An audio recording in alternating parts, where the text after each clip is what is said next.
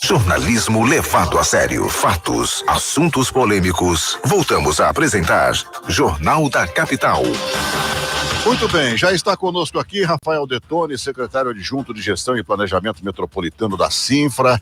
Você tem pergunta para ele? Manda aí, 98107-4204, é o zap do Jornal da Capital. Eu já dei bom dia para ele e já fiz a pergunta para ele fora do ar, mas vou fazer de novo, né? Essa história de BRT, VLT, que virou um dramalhão mexicano para todos nós que vivemos aqui.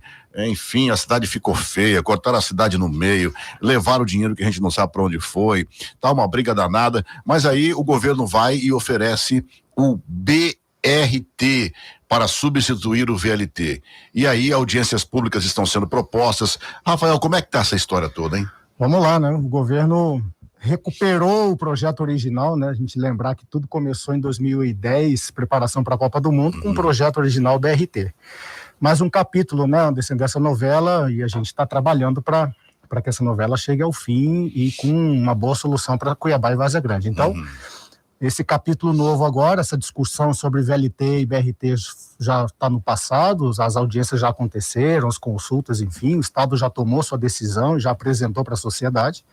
E agora, então, a gente partiu para uma nova fase, que é a elaboração de anteprojeto e a licitação desse empreendimento. Então, as audiências hoje têm esse objetivo. Muito bem, e quando isso vai ser feito? Tem um prazo para que essa história comece a mudar ou não, na prática? Vamos lá, a gente cumpre os ritos processuais, né? Então agora fizemos o anteprojeto, levamos aí 6 meses para elaborar todo o anteprojeto, com um bom nível de detalhamento, com orçamento inclusive. Então agora a gente realiza as 2 audiências públicas, hoje aqui em Cuiabá, amanhã em Várzea Grande. Realizadas as audiências, aguarda-se 15 dias para lançamento do edital, contratação do empreendimento, uma expectativa aí de 90 a 120 dias de curso dessa fase de licitação. Então, emissão de ordem de serviço, se tudo correr na normalidade, emissão de ordem de serviço, na pior das hipóteses, em janeiro de 2022, e o contrato, o edital prevê a execução em 24 meses a partir da emissão da ordem de serviço. Então, emitindo a ordem de serviço em janeiro de 2022, conclusão em janeiro de 2024. Muito bem, e os vagões do VLT vão virar carrinho de baguncinha mesmo, ou o que é que vai ser feito com eles? Eu vou falar assim pro Rafael, porque tem memes na internet, né? Sem dúvida. Pessoal fazendo carrinho de baguncinha com os vagões do VLT, vai virar carrinho de baguncinha, ou como é que tá essa história? Essa é a pergunta que vale 1 milhão, né, Anderson? Essa é a pergunta do milhão. Pergunta do milhão. Essa é a pergunta do milhão. Bom, algumas ações já foram direcionadas nesse sentido. O Estado ingressou com uma ação na Justiça contra o consórcio, pedindo o ressarcimento, danos morais, a devolução daquilo que foi pago e não será utilizado. Vamos lembrar que desse valor investido, alguma coisa está sendo utilizada para o BRT.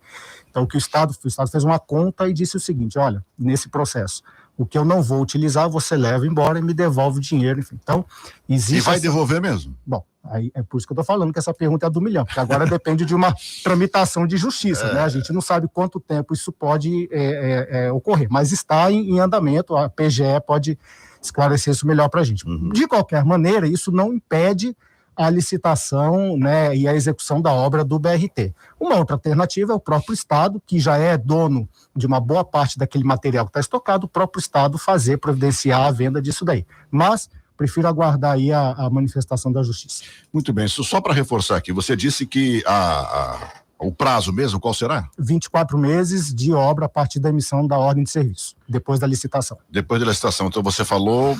Se tudo der certo, se o processo licitatório ocorrer na normalidade, a gente imagina aí que janeiro de 2022, começa a obra. Janeiro de 2022 começa... E conclusão para janeiro de 2024. Janeiro de 2024. Muita gente pergunta assim, mas para o VLT foi previsto esse mesmo prazo e não deu tempo. O que leva o Estado a crer?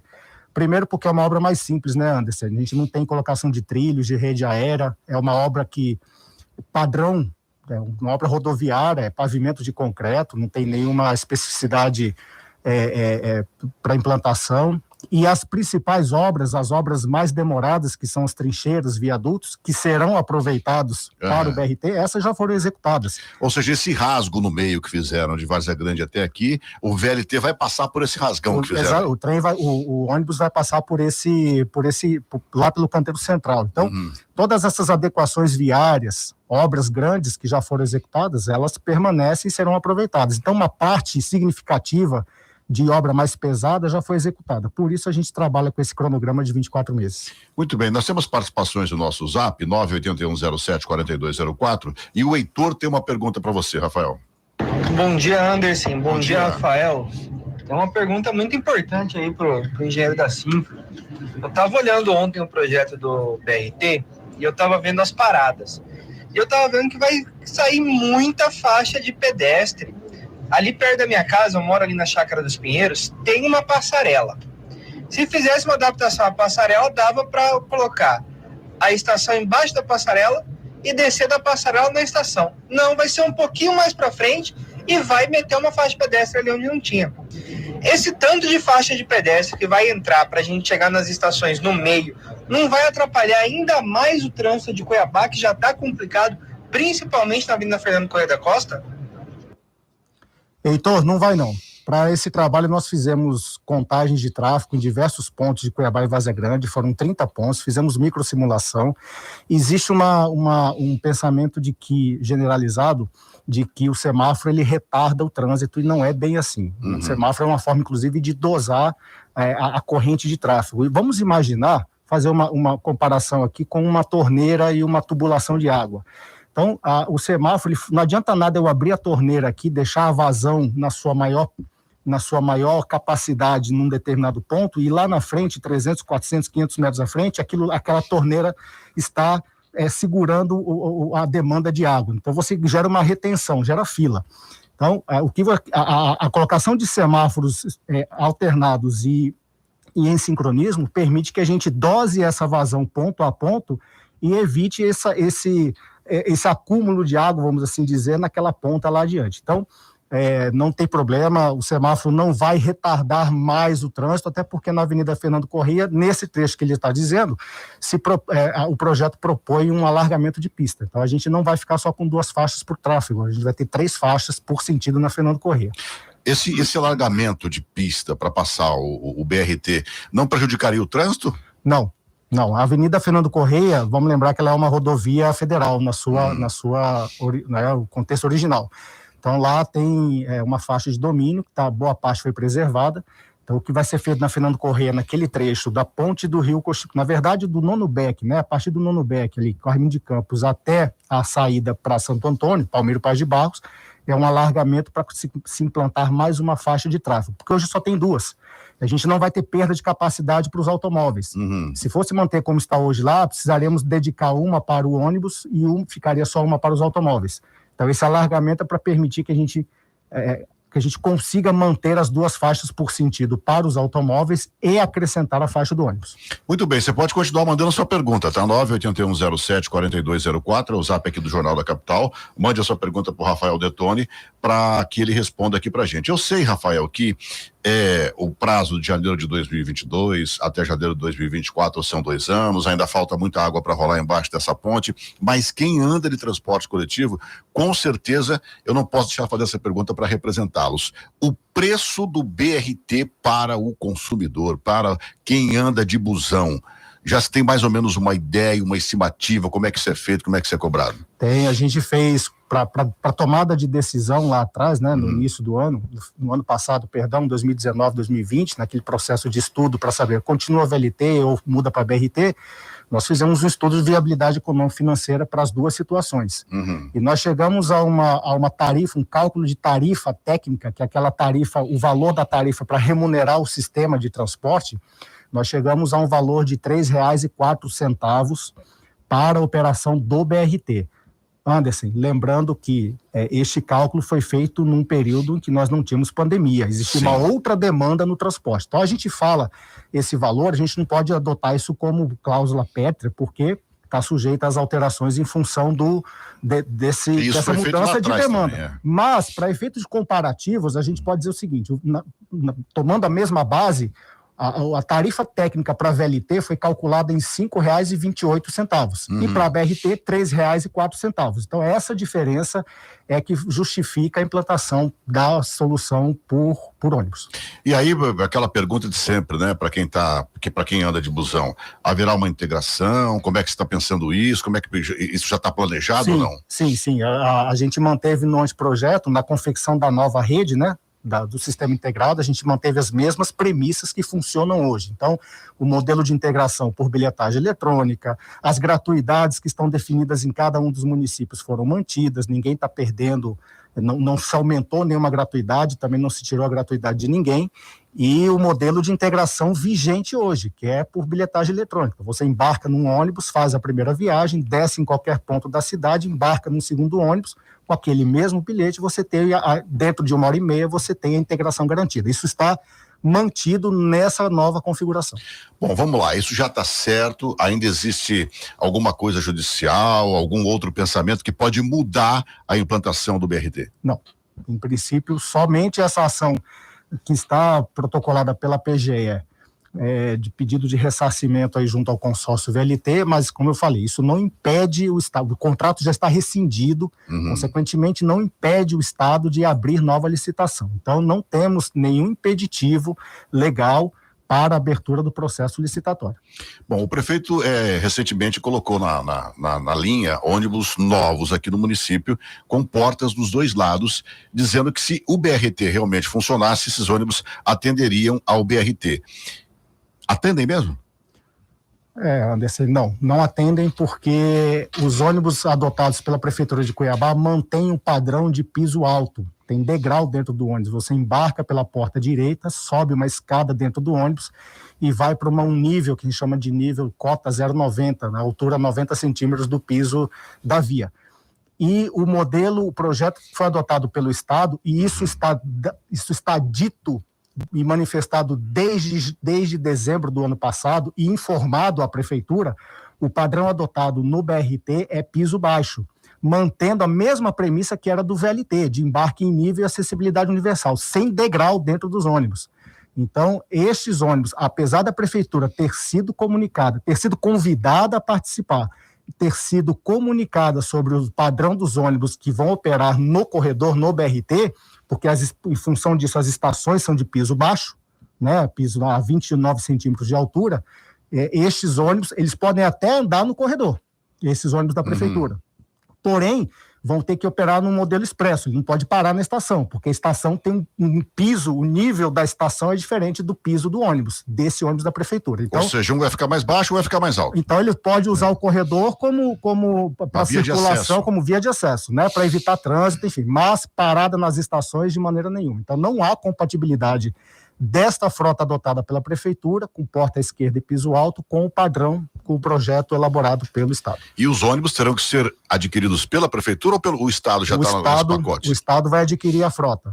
A gente, diferentemente do que foi feito no VLT, que se contratou o pacote completo, e aí aconteceu o que aconteceu, né? Os trens chegaram e as obras não ficaram prontas, né? Pois aquela história que você começou a reformar a casa e já comprou os móveis, né? Você não tem onde botar.